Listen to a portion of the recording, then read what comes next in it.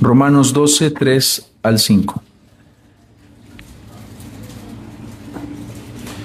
Dice la palabra de Dios: porque en virtud de la gracia que me ha sido dada, digo a cada uno de ustedes que no piense de sí mismo más de lo que debe pensar, sino que piense con buen juicio, según la medida de fe que Dios ha distribuido a cada uno.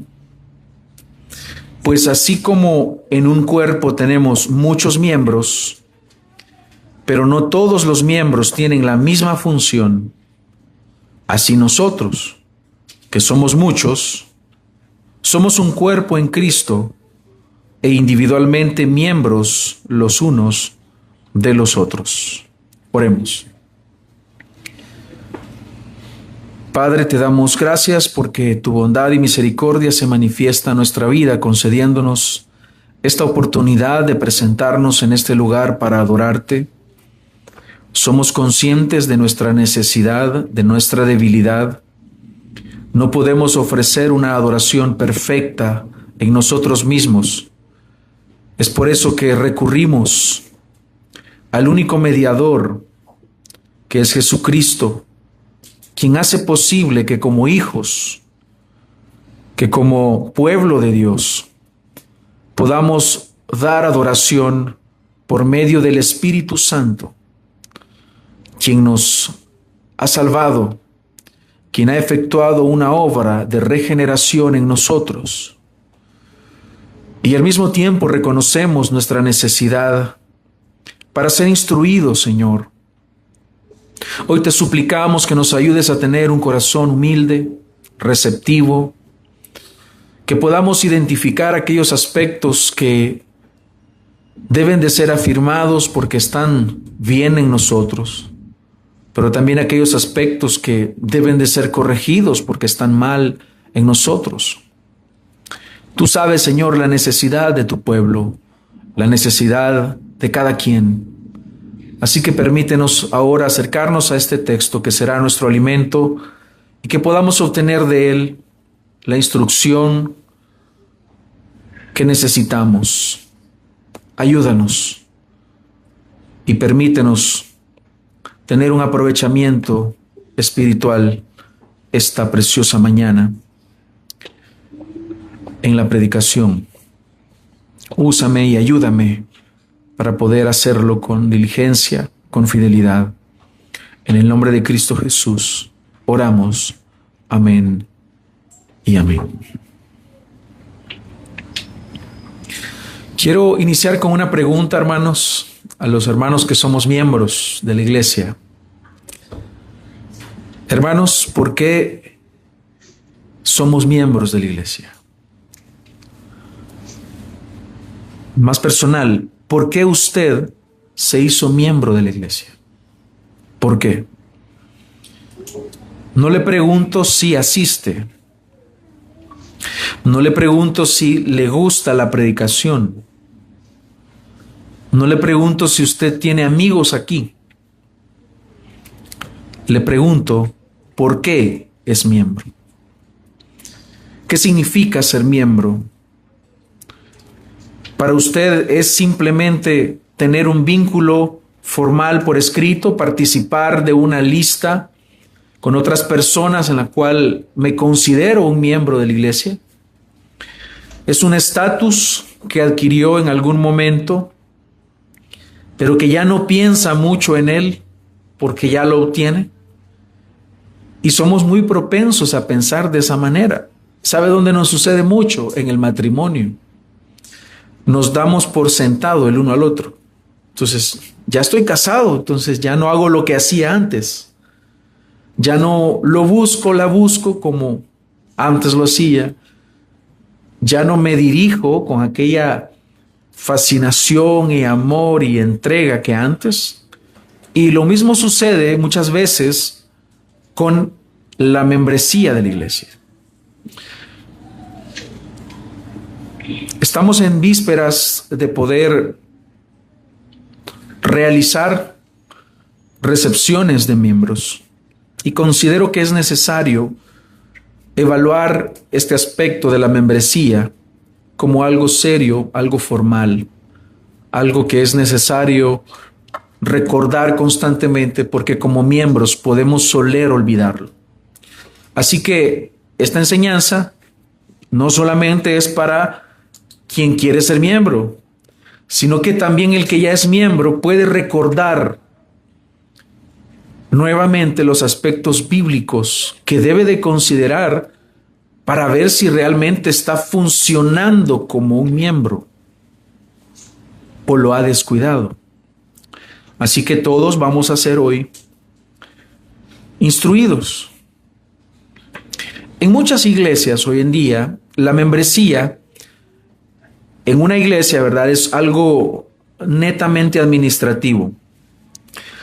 Una identificación nominal, es decir, estar en una nómina, un nombre en una lista, una clase que se da y luego se olvida de la clase, un trámite que se cumple, pero la persona sigue viviendo como antes.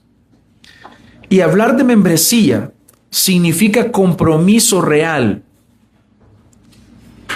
no solamente con Dios, sino con un cuerpo local. No se olvide eso. Y esta palabra es muy importante, el compromiso real. No tiene sentido ser miembro de una iglesia si no quiero comprometerme con esa iglesia local. Repito, no tiene sentido pretender ser miembro de una iglesia si no estoy comprometido realmente con esa iglesia. Hay muchas iglesias donde no hay una membresía de este tipo, sino una persona se le considera miembro cuando ya llegó 5 veces al hilo, ¿no? Llegó 5 domingos seguidos, entonces ya es un miembro, bienvenido. Es un miembro ya porque ya vino 5 veces. Pero la membresía de una iglesia debe de considerarse con todas las implicaciones que hay. Tanto el beneficio como también la responsabilidad que esa conlleva.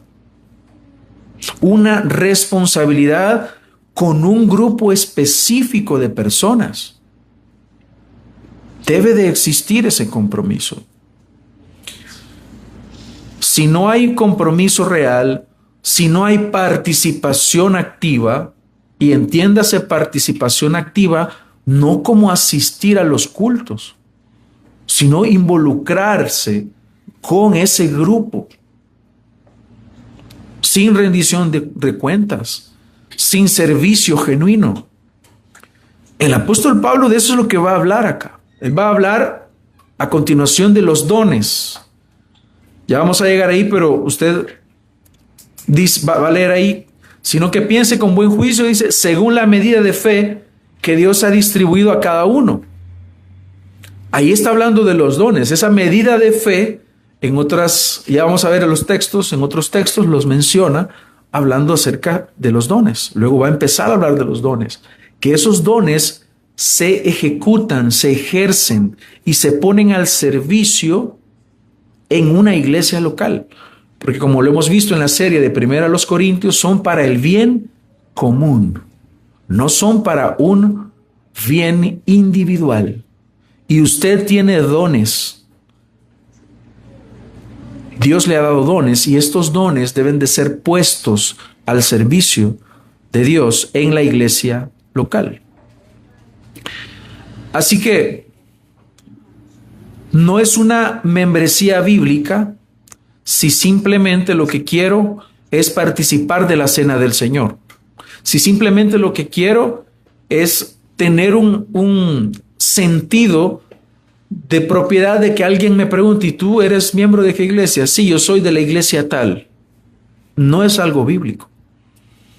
Así que quiero que meditemos al respecto, hermanos, y que veamos que el apóstol ha llegado en este punto de la carta, luego de hablar de teología, de doctrina, de hablar de aspectos muy profundos de la justificación, de la salvación, de la elección, llega a un momento en la carta donde va a aterrizar en aspectos prácticos. Hay una palabra aquí donde dice por tanto. Por tanto, es decir, dado que el Señor ha hecho tanto por ti. ¿Qué ha hecho el Señor por ti? Te ha justificado, te ha perdonado, te ha adoptado, te ha dado una nueva vida, te ha elegido, te ha regenerado, te da la fuerza para que venzas el pecado, te ha incorporado en ese cuerpo universal.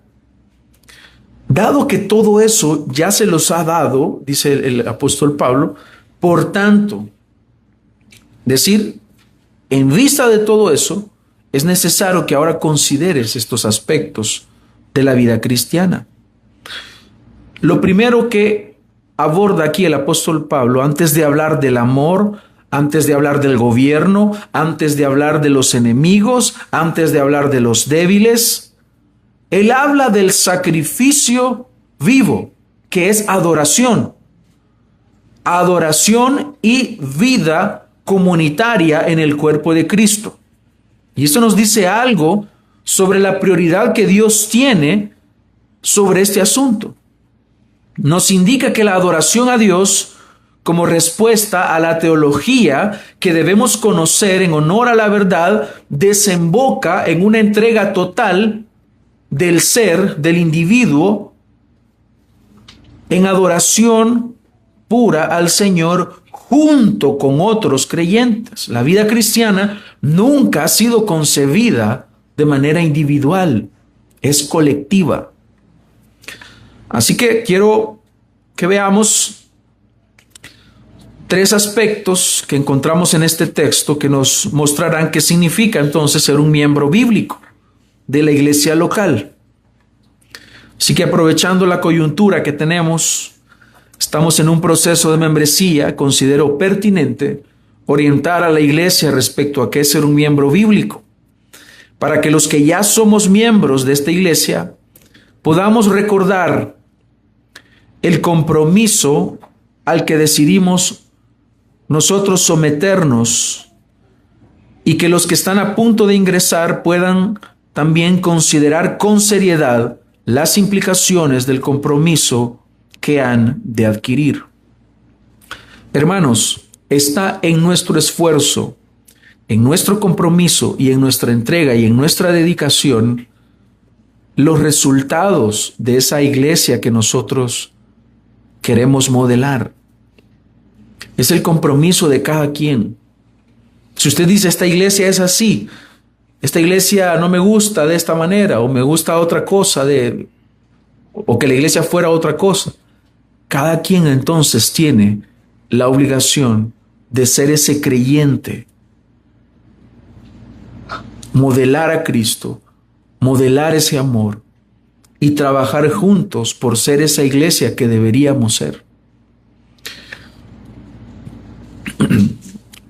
Y una nota antes de entrar a la estructura del sermón.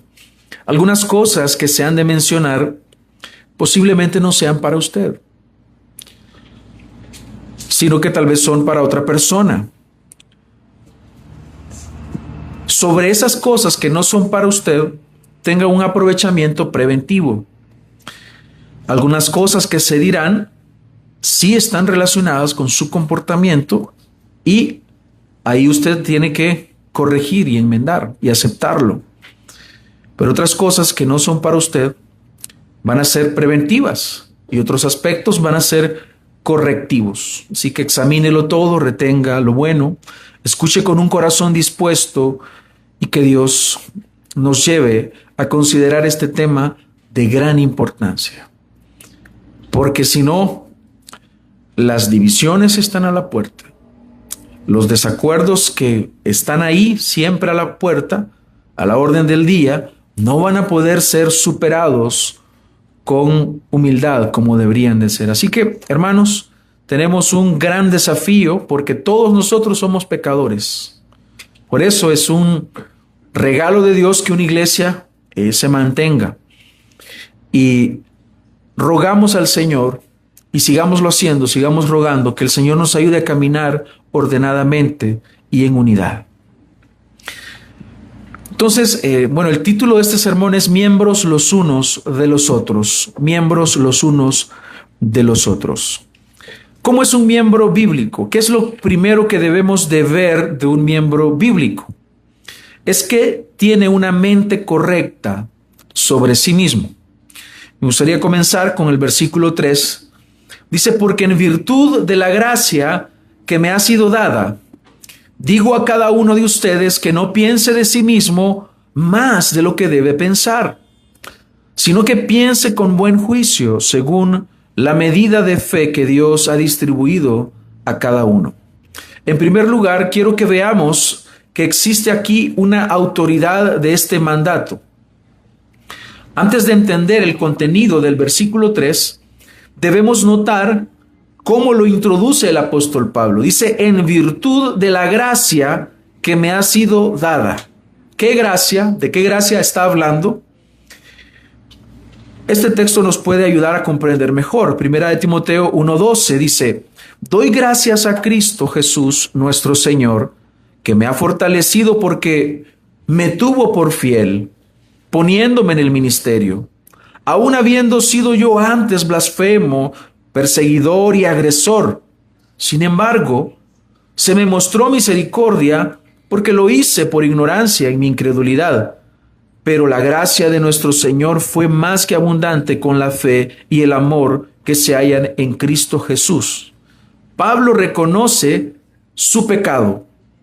Él dice, yo soy el más grande de los pecadores. Sin embargo, aunque él acepta eso, al mismo tiempo acepta algo, que ha recibido gracia. Dice que el Señor lo tuvo por fiel poniéndolo en el ministerio. ¿Quién es el que está hablando? Es un apóstol de Jesucristo, enviado por Jesucristo, seleccionado por Jesucristo, puesto en el ministerio por Jesucristo. A eso es lo que él se refiere cuando dice, en virtud de la gracia que me ha sido dada. ¿Cuál es esa gracia que le fue dada? Pues es el apostolado, porque él dice, yo no merecía eso. Yo siendo perseguidor, enemigo de Dios, blasfemo, agresor, y ahora él ha sido puesto en el ministerio y el Señor le ha mostrado misericordia. Por lo tanto, lo que sigue en este texto es de autoridad apostólica. No es un consejo de un hombre sabio, un filósofo, es autoridad apostólica. Pablo, entonces, en este texto, está hablando como representante de Cristo. Él está ejerciendo la gracia que Dios le confirió para edificar al cuerpo, ejerciendo su ministerio de apóstol, un ministerio fundacional. Pablo dice, digo a cada uno de ustedes. Entonces, ¿de quién es el peso que está detrás de estas palabras? Es de Cristo. Es Cristo hablando a su iglesia. Y lo que dice es directo. Entonces, vemos que hay una autoridad acá. Él dice, con base a eso, yo les estoy hablando. ¿Qué es lo que dice entonces? El apóstol está diciendo que el problema y el obstáculo al que nos vamos a enfrentar en todo lo que sigue es el pensamiento orgulloso. Es el pensamiento inflado. Por eso dice, que no piense de sí mismo más de lo que debe pensar. La palabra aquí en el griego es pensar por encima, pensar más alto de lo que corresponde. Es la arrogancia del hombre que se evalúa a sí mismo con podemos usar una balanza que no está calibrada. Una balanza que marca más de lo que realmente hay. Un hombre orgulloso es así, o como una báscula descalibrada, que engaña, da un peso cuando realmente es otro.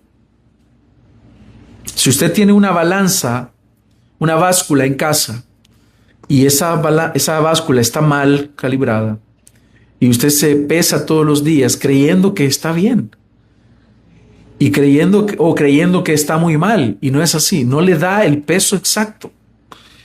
Y un creyente que tiene un concepto de sí mismo erróneo, o que está pensando más allá de lo que debe de pensar de sí mismo, que la palabra no le da para pensar eso, entonces está funcionando así. Es un error.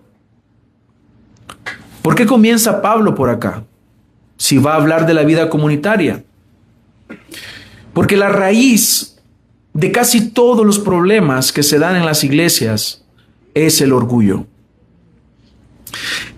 Puede ser que un miembro no sirva porque cree que ciertos servicios están por debajo de él.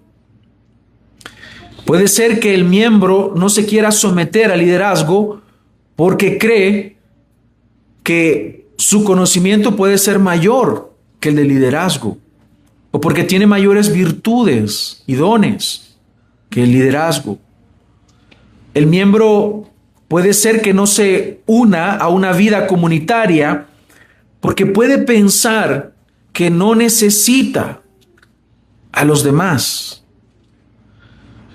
Puede ser también un miembro que no se comprometa porque cree que sus circunstancias son demasiado especiales para que se le apliquen los mismos estándares que a todos, incluyendo pastores aquí. El miembro que desea ser servido, pero que no quiere servir. Le gusta que le sirva. Así que la lista puede ser muy extensa. Hay diversas situaciones que usted puede identificarlas, ya sea en usted o en otros, que se pueden dar. Son posibilidades. Y sobre todas estas cuestiones prácticas, el apóstol Pablo advierte que el problema surge desde el corazón. ¿Cuál es ese problema? Esa sobreestimación de uno mismo. Pensar más allá, tener un concepto de sí mismo elevado. Así que el orgullo, por naturaleza, va a ser un obstáculo a aquello que es comunitario. Porque el orgullo significa ensimismarse, es tener la mirada en sí mismo. Por eso se va a convertir en un obstáculo para la vida comunitaria. Y la iglesia es una vida comunitaria. La iglesia es algo a lo cual somos llamados a participar con los intereses de otros, las necesidades de otros, las debilidades de otros, los dones de otros, las fortalezas de otros. Hermano, así está concebida la vida cristiana y no la podemos cambiar. Por naturaleza es así. Así que el hombre orgulloso le cuesta integrarse genuinamente en un cuerpo local porque esa es la barrera, que se está posicionando en todo momento por encima del cuerpo. No puede servir porque servir implica ponerse debajo. No puede recibir corrección porque recibir esa corrección implica reconocer que otro tiene la razón. Así que el orgullo en el contexto de la iglesia local es una fuerza que empuja a la persona hacia el individualismo, hacia el aislamiento. ¿Cuál es entonces la solución a esta situación que se da en la vida del hombre? La solución que ofrece el apóstol es el buen juicio, sino que piense con buen juicio. Aquí es cordura. Piense con cordura. Piense como Dios le manda que piense, según lo que la palabra de Dios nos dice. Dice aquí, según la medida de fe que Dios ha distribuido a cada uno.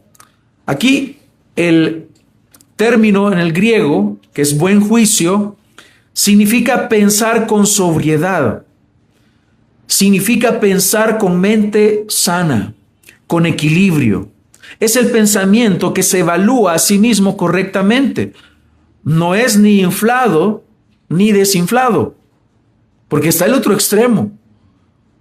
El otro extremo que no se menciona acá, pero que se puede considerar. Una cosa es tener un pensamiento muy inflado y el otro es irse al otro extremo. No, hermano, es que yo soy una gran basura. Yo soy, y hablar en esos términos, no es lo que está hablando el texto. No es que yo no sirvo para nada, hermano, por eso no sirvo, es que yo no sirvo. No, hermanos. Usted tiene dones que Dios le ha dado. Usted tiene una identidad en Cristo. Lo que Dios no quiere es que su pensamiento sea desequilibrado, ni tirado para un lado ni para otro. Tenemos una dignidad que el Señor nos ha dado y que debemos de respetar a nosotros mismos y en otros también. Pero aquí el apóstol está hablando de lo que es más común. ¿Qué es lo más común? El orgullo. ¿Cuál es el estándar para esta evaluación? La medida de fe que Dios ha distribuido a cada uno. Según el contexto inmediato, podemos determinar que esa medida de fe se relaciona a los dones que se ejercen en la vida de la iglesia. La medida de fe.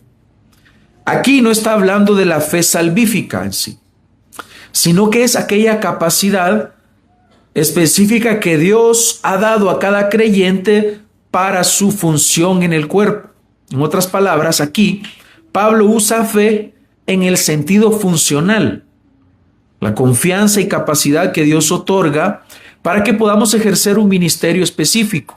Es decir, se está refiriendo a los dones.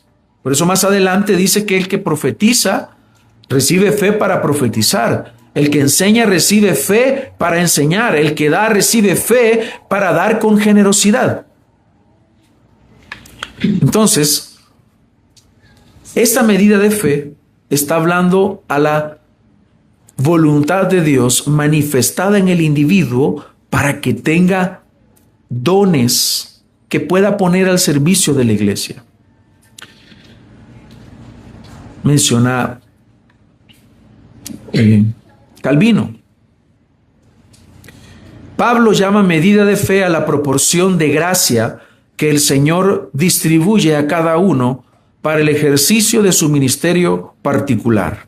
Un paralelo a este texto puede ser Efesios 4:7. Dice, pero a cada uno de nosotros se nos dio la gracia conforme a la medida del don de Cristo.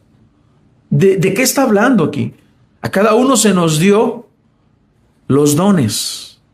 Entonces Pablo usa don aquí, donde en Romanos usa fe. Entonces, Efesios habla de don, pero Romanos usa la palabra fe.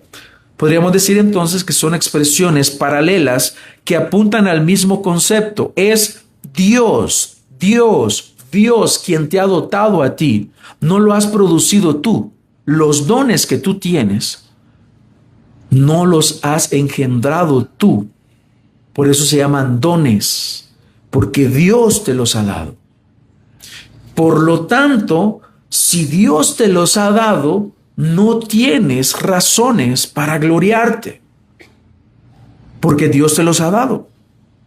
Y si te los ha dado, no es para tu beneficio personal o particular, sino para que lo pongas al servicio en esa comunidad de fe y de gracia en la cual estás caminando. El punto es este. No te evalúes a ti mismo comparándote con otros, sino según lo que Dios específicamente te ha dado a ti para servir en la iglesia. Dios no nos está llamando a compararnos con otros. Él lo que quiere es que, reconociendo estos dones, los pongamos al servicio de Dios. Por ejemplo, el que tiene el don de la enseñanza no debe sentirse superior al que tiene don de misericordia. El que tiene don para presidir, para liderar, no debe de menospreciar al que tiene un don de dar, por ejemplo, o de servir. Cada uno ha recibido exactamente lo que Dios soberanamente ha determinado para que pueda ejercer una función en el cuerpo. Esto es humillante. Lo que tienes tú, tus dones, tu fe, tu capacidad, Dios te lo dio. No lo has generado tú, no lo has fabricado tú, por lo tanto, va a destruir tu ego. Es que yo soy el mejor en esto. Así que, hermano, en todo nos podemos vanagloriar. Hasta en hacer limpieza. Es que nadie hace limpieza como yo aquí en esta iglesia. Es que yo soy el mejor maestro y nadie enseña como yo. No, es que yo soy el más generoso. Podemos caer en esa vanagloria. Así que hay dos cosas aquí importantes. No te sobreestimes. Lo que tienes no te hace superior, porque otro tiene diferentes dones que también te benefician a ti. Y también no te subestimes, porque lo que Dios te ha dado es algo para el beneficio del cuerpo. El don que el Señor te haya querido dar es para beneficio del cuerpo.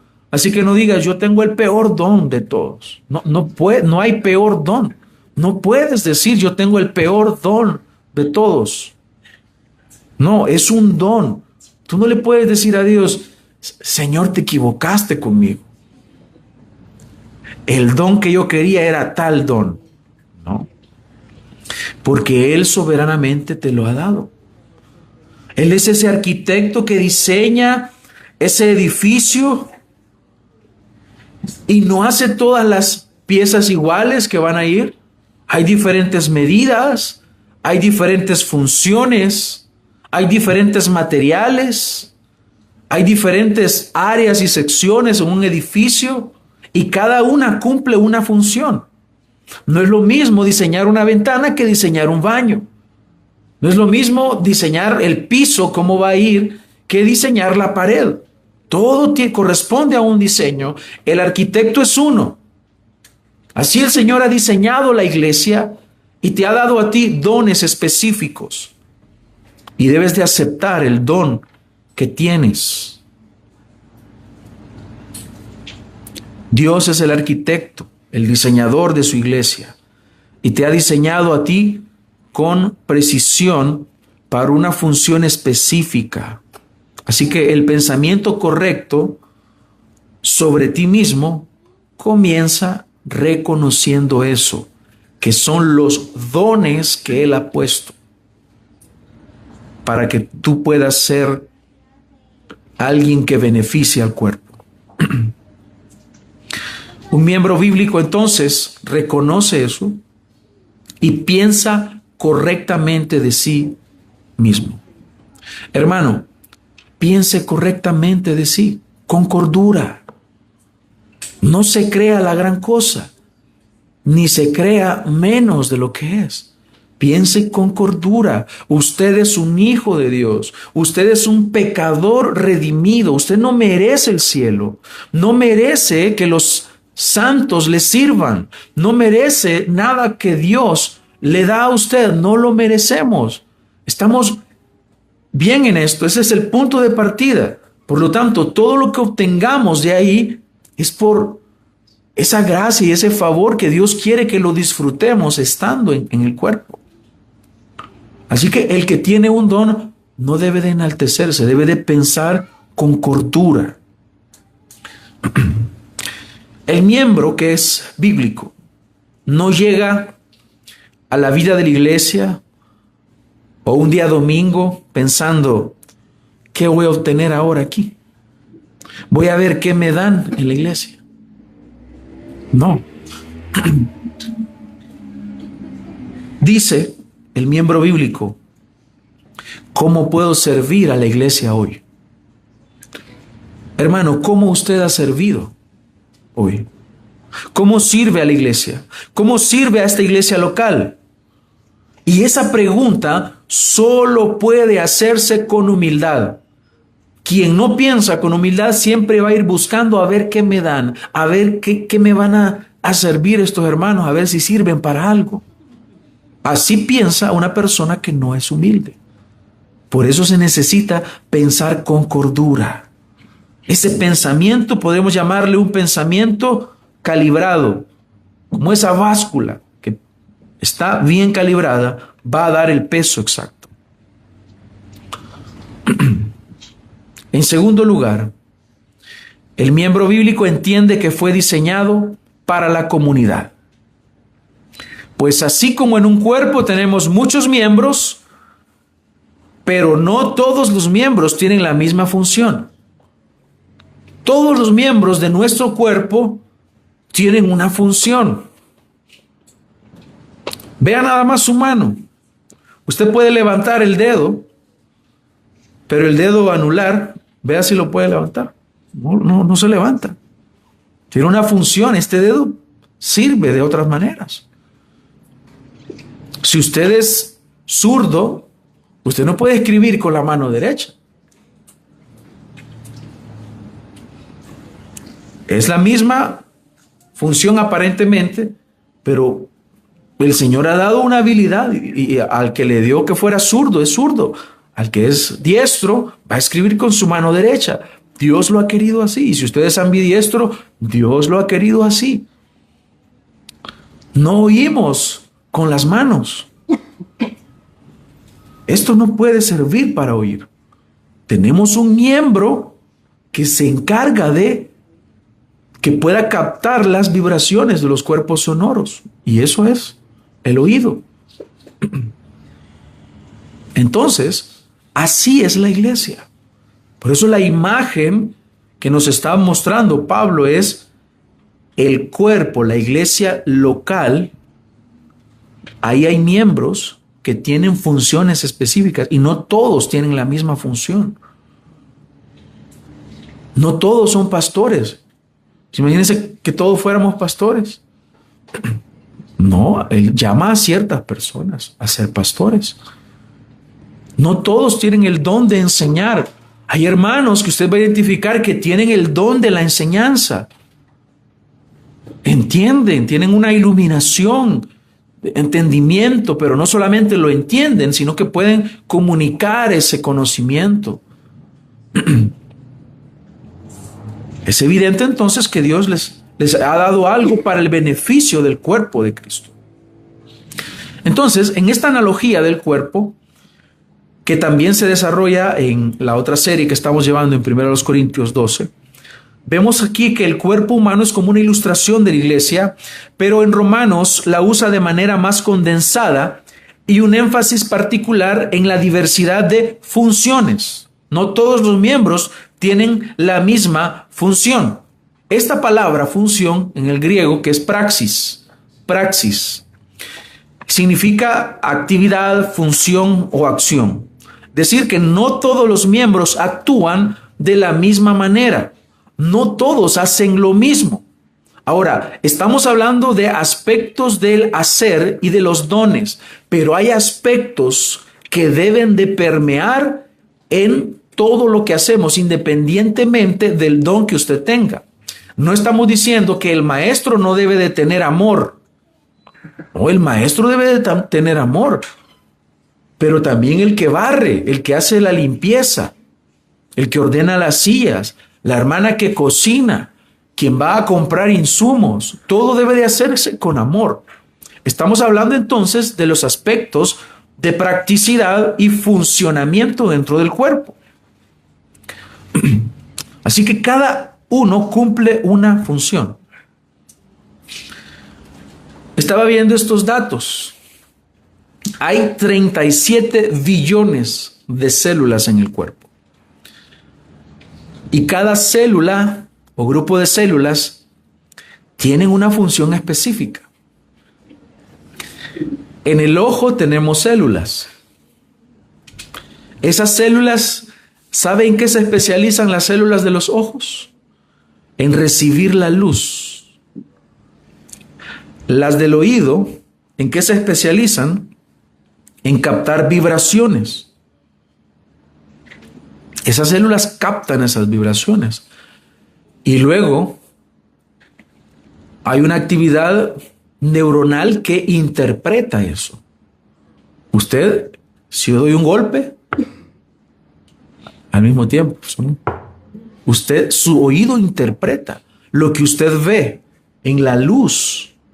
Su ojo interpreta. Nosotros decimos el ojo, pero hay células, millones de células ahí. Hay células en los músculos que se contraen para generar movimiento. Células musculares. Las del sistema inmune, que identifican las amenazas, los cuerpos extraños y combaten esas amenazas. Así que, si usted se fija, ninguna célula funciona de manera aislada. Cada una está conectada con otras. Hay envío de señales, interpretación de toda esa información. Y hay sistemas que están integrados. Pero hay algo grave. Cuando una célula actúa de manera autónoma, fuera de la integración de esos sistemas que están ahí, fuera del diseño del cuerpo, tiene un nombre y se llama cáncer. Cuando las células no actúan como deberían de actuar, hacer y cumplir la función que deberían de cumplir, se dan estas enfermedades cancerígenas. Así que el cuerpo de Cristo, hermanos, funciona igual. La diversidad de funciones no es algo accidental, sino que hay unidad, porque estamos integrados, pero hay diversidad en esta unidad.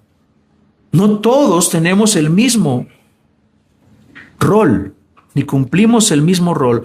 Todos debemos amarnos. Todos debemos procurar el bien del cuerpo. Todos debemos de trabajar. No hay espacio para los haraganes. Todos debemos de hacer algo. Por eso el Señor nos ha dado un don. Entonces, cuando nosotros pretendemos hacer la vida cristiana aislados de este cuerpo, entonces estamos pensando fuera del diseño que Dios ha dejado establecido.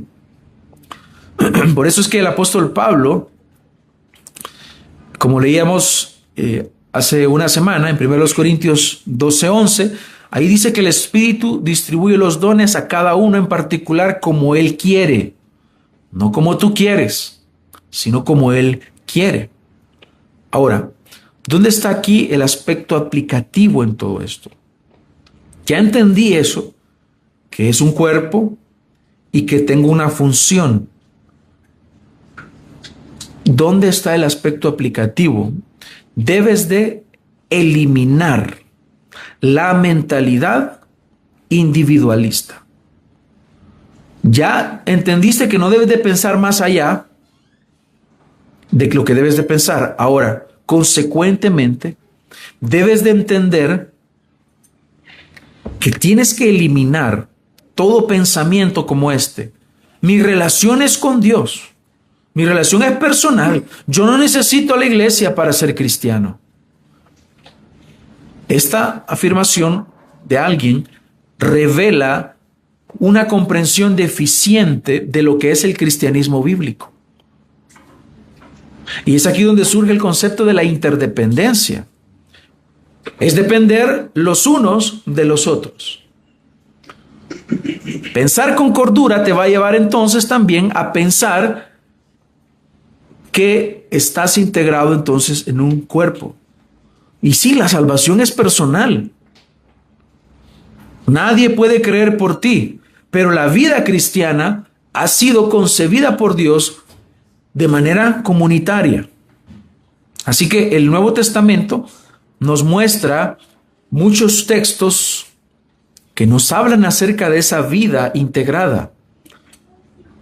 Por ejemplo, encontramos frases como: ámense los unos a los otros, amonéstense, exhórtense, perdónense, sírvanse, sobrelleven, soporten.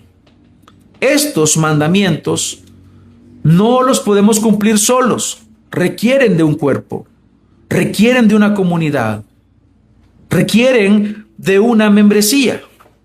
Así que el Nuevo Testamento no está pensando en creyentes que andan ahí, por cualquier lado, ellos solitos, sin ningún compromiso en ninguna congregación. ¿Cómo lo presupone al creyente? Incorporado activamente en un cuerpo local, comprometido con una iglesia local, comprometido en un ministerio, sirviendo a sus hermanos de manera específica. No puedes andar en todas las iglesias diciendo, yo como soy de la iglesia universal, universalmente sirvo en todas las iglesias. En Hechos 2:42, este famoso ya conocido texto dice, y se dedicaban continuamente a las enseñanzas de los apóstoles, a la comunión, al partimiento del pan y a la oración. Se dedicaban continuamente. Estaban en comunión, participaban de las ordenanzas, oraban juntos. Hermanos, ¿es esa la vida cristiana que tú tienes en esta iglesia local? Debes identificar si en algo estás fallando, entonces proceder a corregir. Porque es necesario que veas que de eso se trata. No es por el simple hecho de estar en una nómina. Es porque tiene que haber un aspecto de practicidad. Otro aspecto importante, hermanos, es en cuanto a la responsabilidad pastoral. Un pastor es pastor de un grupo de creyentes. Voy a tomar este texto en Hebreos 13:17, dice, obedezcan a sus pastores y sométanse a ellos, porque ellos velan por sus almas como quienes han de dar cuenta. El aspecto del pastor es que tiene que dar cuenta de un grupo de creyentes. El aspecto del miembro es que debe de obedecer a sus pastores. No obedeces y no te sometes a la autoridad pastoral de todos los que se dicen ser pastores. Te sometes a la autoridad pastoral de un grupo de pastores o de un pastor en específico. Y a él se le demanda dar cuenta de ese grupo de creyentes en una iglesia local.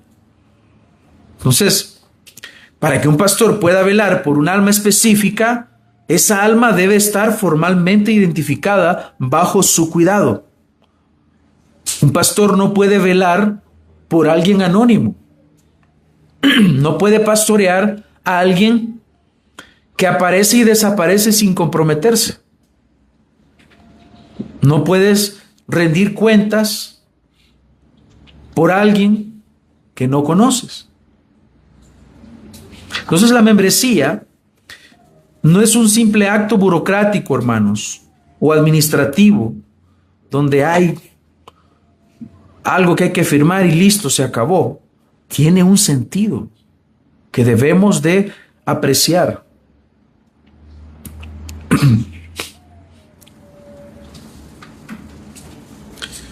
Imagínese usted en un hospital, y bueno, los que trabajan o han trabajado en hospitales se dan cuenta que a los doctores se les asignan pacientes específicos.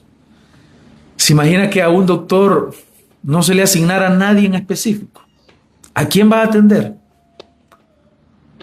Y no le dieron el medicamento a este paciente, porque como nadie quiso.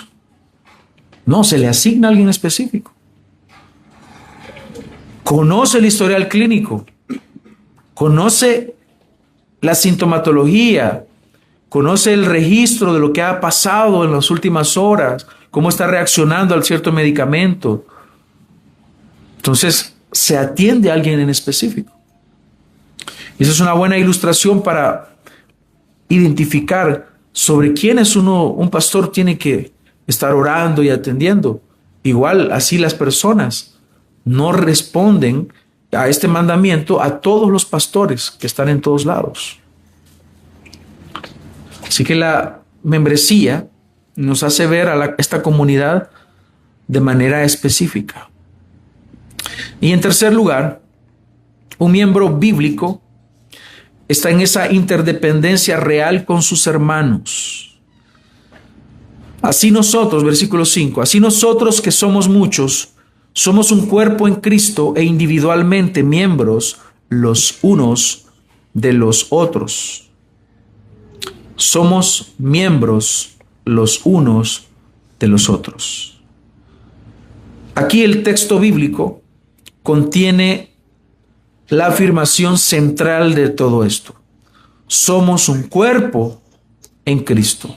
No dos cuerpos, es uno solo. Somos un cuerpo en Cristo. Observe el fundamento. El fundamento es en Cristo. Esta unidad no es organizacional, sino que es orgánica. No es, una organización es simplemente un grupo de personas que están organizados en torno a un interés. Pero aquí la iglesia tiene vida. Experimentamos la vida de Dios. Experimentamos a un Salvador. Él nos ha transformado. Hay vida espiritual, hay crecimiento, hay unidad. Eso es la iglesia. No es una organización. Yo he escuchado a algunas personas que se refieren a su iglesia la organización. Cuando yo voy a la iglesia principal de la organización, o la organización aquí, o la organización decidió esto, no es algo administrativo, es algo espiritual, por eso es orgánico. En lo orgánico hay vida. Lo que nos une, hermanos, no es que asistamos una vez por semana a la iglesia, o 2 veces por semana. No, lo que nos une es nuestra identidad en Cristo. Lo que nos une es quién somos en Cristo. Es Cristo mismo lo que nos hace que estemos integrados. Su sangre, su espíritu, su sacrificio hecho en favor de todos nosotros. Por eso es que en Efesios 4:4 dice: hay un solo cuerpo, un solo espíritu, una sola esperanza, un solo Señor, una sola fe, un solo bautismo, un solo Dios y Padre. La unidad de la iglesia nos está diciendo acá que corresponde al aspecto de lo que ya Dios ha hecho y continúa haciendo en cada uno de nosotros. Por eso nos lleva a pensar que como somos un cuerpo en Cristo, somos miembros los unos de los otros. Somos miembros, hermanos. Miembros los unos de los otros. ¿Qué implicaciones hay de esta interdependencia? Hermanos, lo que me afecta a mí, le afecta a usted. Lo que te afecta a ti, nos afecta a todos. ¿Usted se ha golpeado el dedo pequeño del pie? Le duele todo. Nos duele todo el cuerpo. Lo que le pasa al dedo pequeño, le pasa a la cabeza, a los brazos, a las piernas. ¿Es así, hermano? ¿O es algo que hay que mejorar? Primera a los Corintios 12:26 dice: si un miembro sufre, todos los miembros sufren con él. Es que por eso somos un cuerpo. Y si un miembro es honrado, todos los miembros se regocijan con él. Estoy enojado porque el hermano lo ascendieron en el trabajo y a mí no. Estoy enojado porque el hermano le han dado el privilegio de que enseñe. No, hermanos, nos alegramos. Si un miembro sufre, todos los miembros sufren con él. Y este es un aspecto que hay que identificar muy bien, hermanos, porque el mundo es muy indiferente a los sufrimientos, a los dolores. Nosotros no podemos ser como el mundo. Nos identificamos con la necesidad, oramos por el que está enfermo, acompañamos a aquel que está sufriendo y también nos alegramos cuando se alegra. Es decir, que es la iglesia quien debe demostrar que llora con el que llora y ríe con el que ríe. No es un mero sentimentalismo, hermanos. Es el resultado de estar en el cuerpo, de entender nuestra identidad. Cuando un miembro del cuerpo sufre, el cuerpo entero responde. Eso es algo que debemos de considerar constantemente. Esto solamente es posible, hermanos, cuando identificamos que realmente estamos en el cuerpo, cuando le damos el valor a la iglesia, a la membresía, cuando hay conocimiento mutuo, cuando nos comunicamos, cuando conversamos, cuando hay un compromiso constante, no solamente el domingo, y que hay entre semana. No solamente es preguntar en las mesas, ¿y qué tal, cómo está, hermano? Y la semana y los demás días. Debemos de atender estos aspectos para mejorar en ello. Hay que crecer, hermanos, en esto. Debemos de entender que la naturaleza del cuerpo de Cristo nos lleva a eso. Cuando hay un compromiso constante, tú puedes hacer eso. Y quiero agradecerle a los hermanos que hacen eso durante la semana. Hay algunos hermanos que yo veo que, por lo que escucho, y se comunican con otros. Y eso, de eso se trata, hermanos. Continúen adelante. Quien no lo ha hecho, es un gran regalo para la iglesia local que usted se comunique con alguien y con seriedad y con responsabilidad le pregunta, hermano, ¿cómo has estado? ¿Hay algo por lo que pueda orar por ti, hermano? Es una manera de mostrar ese amor al cuerpo. Otra implicación es, me necesitas y yo te necesito. Me necesitas y yo te necesito. En Romanos capítulo 1, el apóstol Pablo menciona eso. Yo quiero ir a ustedes para recibir un don de ustedes y yo también ministrarles un don y ser edificados mutuamente, uno con el don de otro. Es una interdependencia.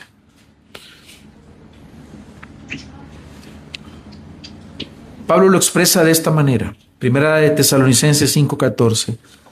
Les exhortamos, hermanos, a que amonesten a los indisciplinados, animen a los desalentados, sostengan a los débiles y sean pacientes con todos.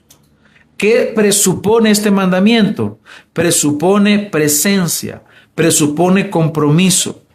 No se puede cumplir desde el alejamiento, desde la distancia, sino que nos llama el Señor a estar presente, a conocernos, a acercarnos. Y el tercer aspecto es que requiere visibilidad. No podemos ser miembros los unos de los otros siendo invisibles. No puedes estimular en amor a alguien que no ves. Debes estar presente, debes mostrarte, debes de tener cierta apertura. Hay cosas que evidentemente no, pero hay algunas cosas que sí. Mostrar esa apertura a tus hermanos para que puedan conocerte y tú estar presente en la vida de la iglesia. Si tú eres miembro de esta iglesia y no estás presente en la vida de la iglesia, estás fallando como miembro. Si tú no eres miembro y pretendes ser miembro de la iglesia, pero no quieres estar presente en la vida de la iglesia, entonces entrarías a un fallo directamente en tu membresía, porque se supone que tendrías que estar presente, visible, no un miembro ausente. Así es como mostrarás esa integración y podrás cumplir con estos mandamientos que el apóstol mismo, con autoridad de Cristo, los menciona. ¿Cómo habrás de corregir a tu hermano débil si no estás presente? Hermano, yo te necesito. Yo necesito que me corrijas. Yo no soy perfecto. Yo fallo. Soy débil. Y yo necesito de ti. Necesito de tus oraciones. Y cuenta con las mías. Cuenta con mi presencia cuando me necesitas.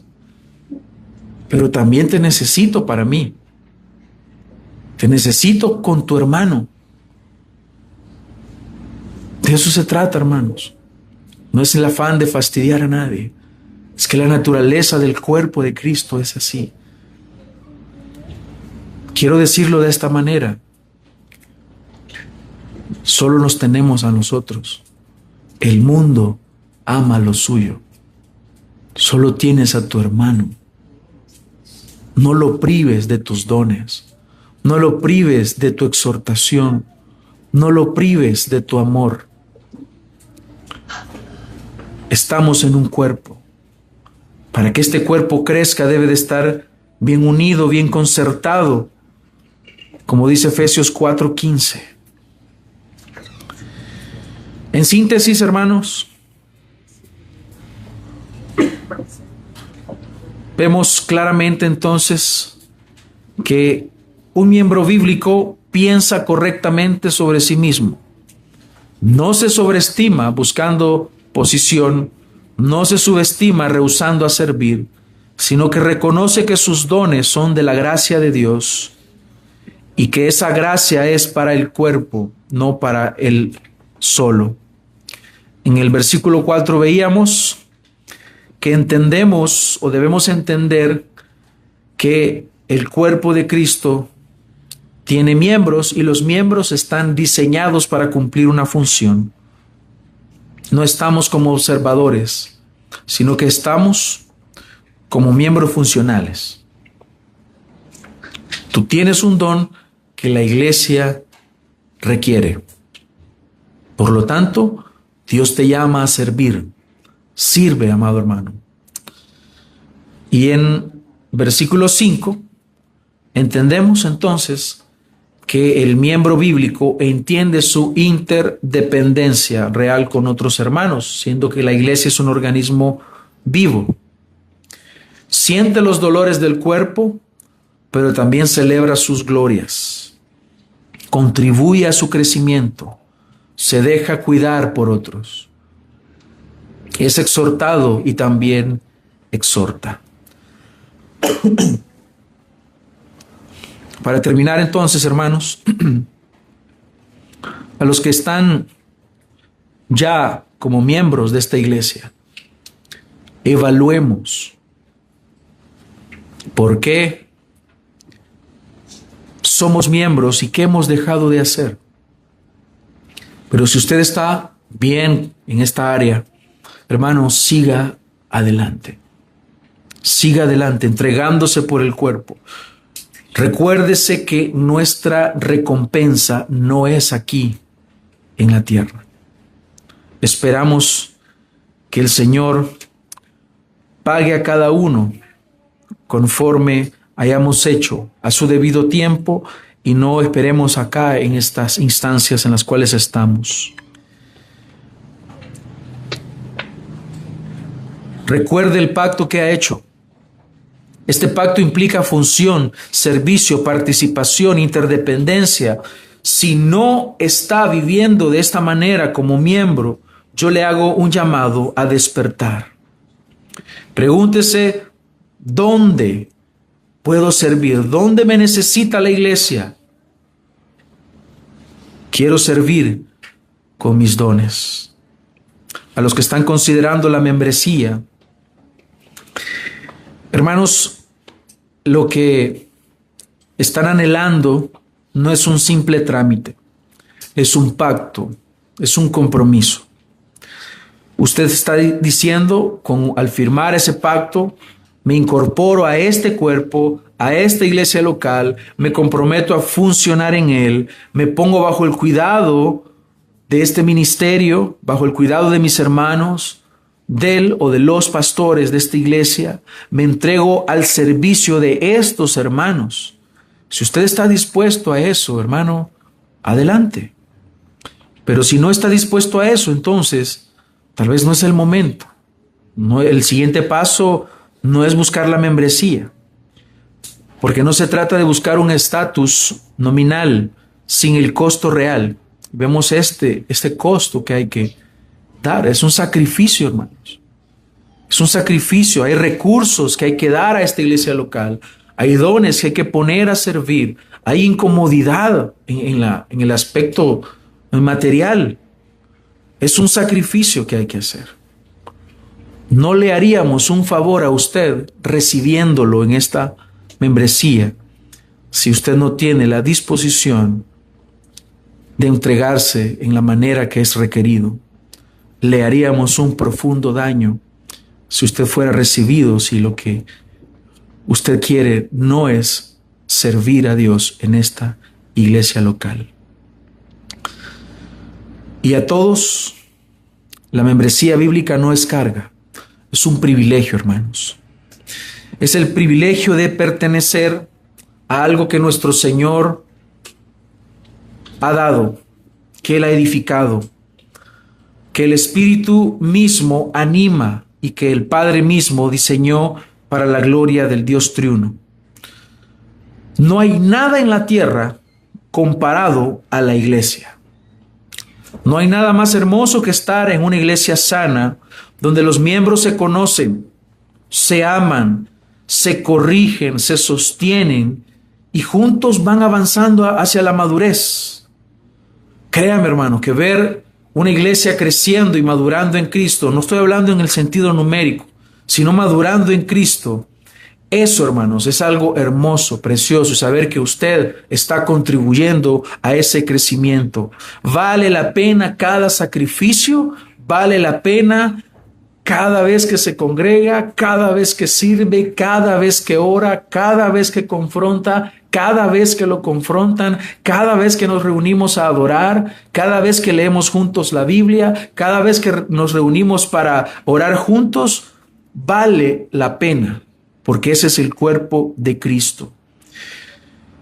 Y usted y yo debemos asegurarnos de estar en este cuerpo, no como espectadores, sino como miembros del cuerpo de Cristo. Así que Dios no diseñó el cristianismo para vivir solo, sino que nos diseñó para ser miembros los unos de los otros. Ser miembro significa pensar correctamente sobre nosotros mismos, funcionar en el lugar que Dios diseñó y vivir en interdependencia real con los hermanos con quienes en común acuerdo hemos decidido caminar. Entonces, hermano, esto es para usted. Esto es lo que usted quiere para la vida de la iglesia. Si esto es así, hermanos, que el Señor nos ayude a poder cumplir con solemnidad este compromiso de membresía. Oremos. Señor, te damos gracias por el diseño de tu iglesia. Tú eres sabio. Gracias por las imágenes y las ilustraciones tan vívidas y claras que tenemos en tu palabra para ver a la iglesia como el cuerpo de Cristo, como un edificio que ha sido diseñado y que prevalece ante las acechanzas del enemigo, unido, concertado, dedicado. Te pido, Señor, que tu gracia se manifieste a nosotros, permitiéndonos funcionar como miembros bíblicos.